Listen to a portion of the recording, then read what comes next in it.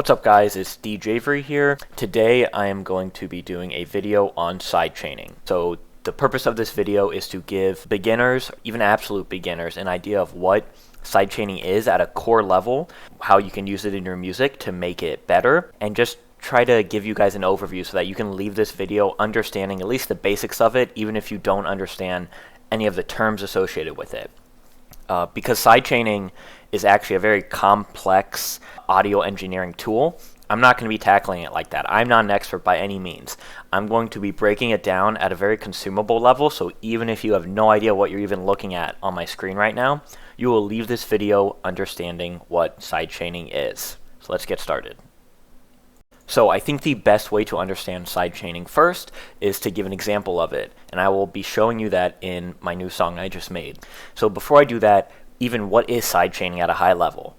At a very high level, all sidechaining is the ducking of certain elements, so lowering the volume of certain elements in your song so that other elements that otherwise wouldn't or couldn't be heard are now given the room to be heard.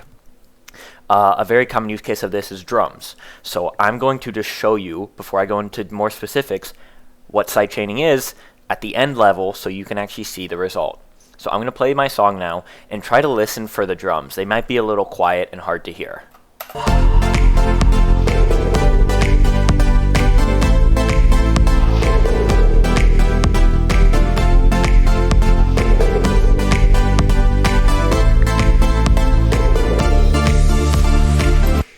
Also, hopefully you guys thought that song was cool. If not, I won't take it personally, don't worry. So now I'm going to turn on the sidechaining that I created, and don't worry, after this example I will show exactly what I'm doing and exactly how to do it. But now, sidechaining is going to be on. Listen to those drums and listen to how much clearer they kind of break through the mix.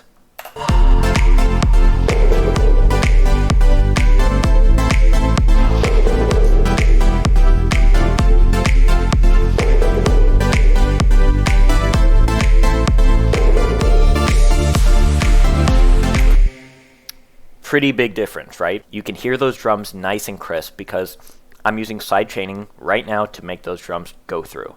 So now that you kind of have seen, this is a pretty powerful tool to use, especially in dance music where you need those kicks. I'm going to show you what specifically is happening and then how to do it. Okay, so now I've muted all the elements of my track besides the drums and the bass. A lot of times sidechaining is for getting drums to go through bass because they clash with each other. So, kind of to play the example again, but only with these elements, sidechaining is currently going to be turned off, and listen for every time the drum hits with the bass, how they kind of get muddy.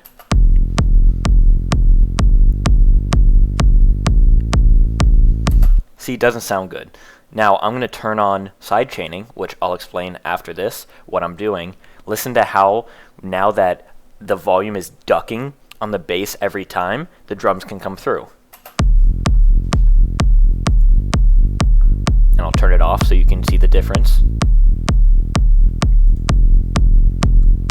Okay, gonna turn it back on.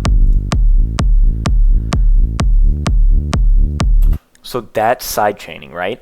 I want the kick to get through other sounds that are blocking it. So what do? I am lowering the volume of the sounds that I want it to get through whenever the kick is there. Using this tool, there's a lot of ways to sidechain. I'm now going to show you I think the easiest way to do it and the best way to understand. The tool I'm going to be showing and using is an LFO tool by Xfer. It's an amazing product. I will link it in the description. I highly recommend you go check it out. But what is happening here? Let me first break down what I'm looking at. This is basically the sound wave or the volume of any element that's repeating over a set rate. So kind of look how right now I have it set to a fourth note. So with the metronome, every click of the metronome, it is checking, okay, what should the volume of this element be? Right now this is my drums. I'm going to turn off the bass so we can just focus on the drums. So right now I have it saying I want it to always be 100%. Look what happens as I move this curve down and I want to change the volume. See? No volume there until it gets to here. Follow the blue line. When it hits here, the volume goes back up. I'm going to have more volume now. So that's all I'm doing with this tool, right? Because as we established, sidechaining, it's just having an element get through. What's the easiest way to do that? Let's just mute the instrument whenever the kick is there so the kick has room to breathe. Now, you're not going to actually sidechain on the drum itself. We're going to sidechain the bass. But the reason I think it's helpful to have it on the drum is just to see this sound wave, right? This is the sound wave of the drum. So kind of right here is the part of the drum I want to get through. So now let's look at the bass. I'm going to close the drum. Look at that. I now have a pretty good section of the volume of the bass to be ducked to give room for the kick to be heard. So as I play this with it turned on, and I'm going to mute the kick,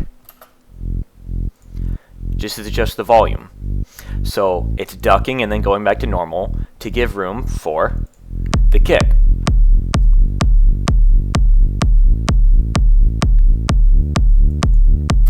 And that's all sidechaining is, right? Once you understand the basics, you can now mess with it as much as you want, right? What if I want to give it less room to breathe because the kick is shorter? Or move more room? Really, the possibilities are limitless. I just wanted to show you guys the basics of it. So now I'm going to go to kind of one last example to tie it all together for anyone that still kind of isn't understanding it. Okay, so I just want to do one final demonstration to hopefully show what sidechaining is happening at the sound level if you're still kind of not figuring it out. So right now I have what's called a limiter. All you need to know is that this is for the bass. This is the volume of the bass. Right now I have sidechaining turned off, so see how it's very constant? The volume's constant. And see how whenever a kick hits, it's kind of muddy, weird things are happening. Now look what happens when I turn on sidechaining. Remember, sidechaining is just muting the bass so that the kick can get through. Look at this. Now, every time there's a kick, boom, the volume ducks, goes back up, ducks, goes back up. I'll turn it off. Sounds really muddy, sounds bad. Turn it on. So there you go.